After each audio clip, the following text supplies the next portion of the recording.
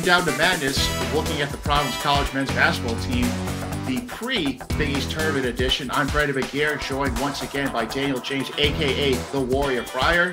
Dan, we bid adieu to the regular season, and as Ed Cooley said the other day before practice, everyone is 0-0 going to Madison Square Garden. That's something the Friars will try to hang their hats on as they look to move past what was a dismal end to the regular season. Yeah, that ending wasn't pretty. I don't think anyone expected it. I don't think anyone wanted it. I think that was an ending that we can all just look to forget. It was some of the worst home losses this team has ever endured, culminated with a very rough, very unfortunate senior day. I think everyone's excited to get to Madison Square Garden and hopefully turn a new chapter on this season, late though it may be. Before we turn the page and look ahead to Madison Square Garden Thursday's quarterfinal matchup against UConn, just what's your level of concern? Losing 3 out of 4, allowing 80 points in 3 of those games. Granted, 2 of them were against UConn and Xavier, 2 of the more efficient offensive teams in the country. But to give up that many points to a Seton Hall team that was out at starting point guard in Kadari Richmond, just where's your level of concern here as we turn the page here to Madison Square Garden? I think there's a decent level of concern I have. It's one of those things where you hope that the lessons are learned from these losses. You hope that mentally they're able to reset. I think going into the end of the regular season, it seemed like the team was playing off. They were playing uncoordinated. We've talked about how this team has an identity and this team can play in unity. And there's guys who can pick up the slack whenever someone is having an off night. But it didn't seem that way these last few losses, particularly against Seton Hall. I thought they played a little disjointed. I thought they played a little out of sync of one another. And they seemed to lack that desire and heart that they showed earlier in the season, especially early on in the Big East season, where they started 6-0. They were unafraid of any team that they went up against and would beat them. They won it in overtime. They won it in regulation. They figured out ways to come back and win. They figured out ways to hold on to their leads. And it just seemed like all that seemed to evaporate from the second half of the UConn game all the way to the end of the Seton Hall game. So you hope with all that behind them now, they've taken the time to reset, reevaluate, and recalibrate and start to play as a team again. The moving past what was an 0-2 close to the regular season, one that resulted in them dropping out of the AP top 25 poll for the first time since early January. But as Ed Cooley said, after the Friars won 21 games in the regular season and 13 Big East games, everyone is 0-0 going to Madison Square Garden. Let's hear from the coach right now. We'll get our guys in a good space over the next 3 days. Everybody's 0-0. And, it's not a cliche, it's a fact. So we have an opportunity to go to New York and do something special. And obviously, focus defensively. You've spoken about that, but everyone's kind of spoken about it. What can you change between now and Thursday? Well, we got to show them film. It's got to be something we got to talk about with respect to how our defense is falling off. And it all comes down. I think defense and rebounding is an attitude. It's a will and a want. We say that all the time.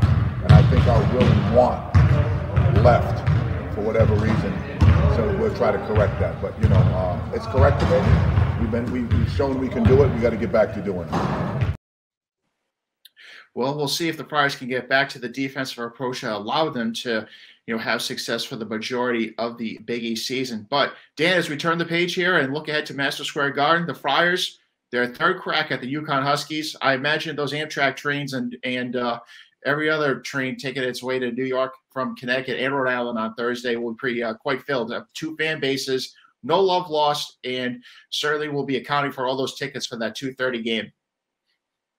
I think so. This is an exciting rivalry, and it's one where UConn has enjoyed their success. They've seen a lot of success. There's no denying it. But for some reason, we can be the headache that they have no Tylenol for. We can be the migraine that they can't seem to shake. We are the nagging voice in their head, no matter how much success they have, that says, you still lose to us. You still struggle against us.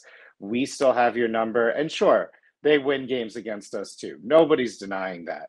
But to pretend that this isn't a rivalry or to write off the fact that this isn't a game of significance is just plain silly. And they know it. And that's why they do that, which is all part of the fun of it. That's part of the fun of the rivalry. So I imagine there's going to be a lot of heated conversations tomorrow, and a lot of heated conversations Thursday, all building up to this game, and even more conversations after. And I say conversations covering a very broad spectrum of dialoguing between these two fan bases. The two teams that split during the regular season, each won on their home floor. The Friars won at the Amica Beach Pavilion in early January. They were +2 on the glass against the taller Huskies. When the two teams reconvened at Stores in late February, the Huskies dominated the Friars on the glass with a +20 advantage. Another stark differential between the first two meetings. PC attempted 35 free throws in the first meeting, down to 20 at the second time. Dan, is there anything we can take away from those two meetings other than, the Huskies? They are the taller team. They were able to, for the most part, have their way in the rebounding department against PC. Yeah, I think that what Coach had said about rebounding being an attitude and a mental game is true. There are certain things you do in basketball that you just have to do. You have to score the ball. You have to bring it up the court. You have to pass efficiently. But things like rebounding, it doesn't matter if the other team is bigger or not. I mean, sure, the height helps them, but if you're willing to go up against them and you're willing to fight for every rebound, they're going to struggle. And you will find more balls will end up being 50-50 one way or the other than they will defaulting 70-30, 80-20, however it breaks down. And I think when Coach talked about it being an attitude, he's talking specifically about those two matchups, right? We're +2 the first game, despite UConn being a taller team. They didn't go and add more height mid-season. They didn't automatically grow Adam and give him some plant food and some water, plenty of sunlight. He's the same height he was. And for them to come back and rebound +20, that's not a personnel change. That's an attitude change. And it's a change on our half that we need to correct. And I think Coach is right about that. Just to read a quote from after the February 22nd loss at Stores, Ed Cooley said, "I promise you the next time we play, we'll have a different conversation. It will be different in New York if we play." Well, we're going to put those words on the line on Thursday, 2:30 against UConn. And Coach Cooley said there's no love lost between these two fan bases. And, Dan, you and I spent a lot of time on social media. We see the back and forth, especially when these two teams play. It's certainly one for the books when these two teams get together, particularly for the fan bases. Agreed. Nobody gets excited about these rivalries quite like PC and UConn fans. I imagine the rest of the Big East is just getting their popcorn ready to watch these two fan bases duke it out on social media and watch these two teams duke it out at the same time at Madison Square Garden. It's a lot of fun, and it's a great rivalry. Just to maybe perish the thought, but in the event that the Friars lose on Thursday and they have to sit around to Selection Sunday, does this push them potentially further down the bubble? And they say this because there'll still be a lot of games with other conferences going on across the country, and that could open the door for a potential bid stealer, where that could result in a Friar team that maybe was on the 7-8 line a week ago, potentially having to play a play-in game in Dayton should they lose to UConn on Thursday. Dan, should PC fans be open to that possibility in the event that there's a quarterfinal round ouster?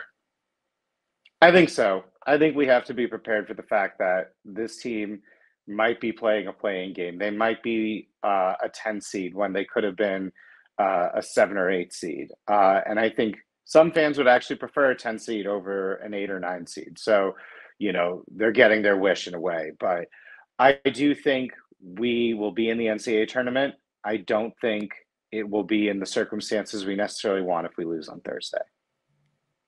Well, we shall see. Should be a very entertaining affair, to say at the very least, both on the court and in the stands, as the Friars face the Huskies in the Big East tournament opener for both teams on Thursday. But for Dan, I'm Brendan, and we'll be back with a fresh episode of Breaking Down the Madness pretty soon. Until then, take care, everyone.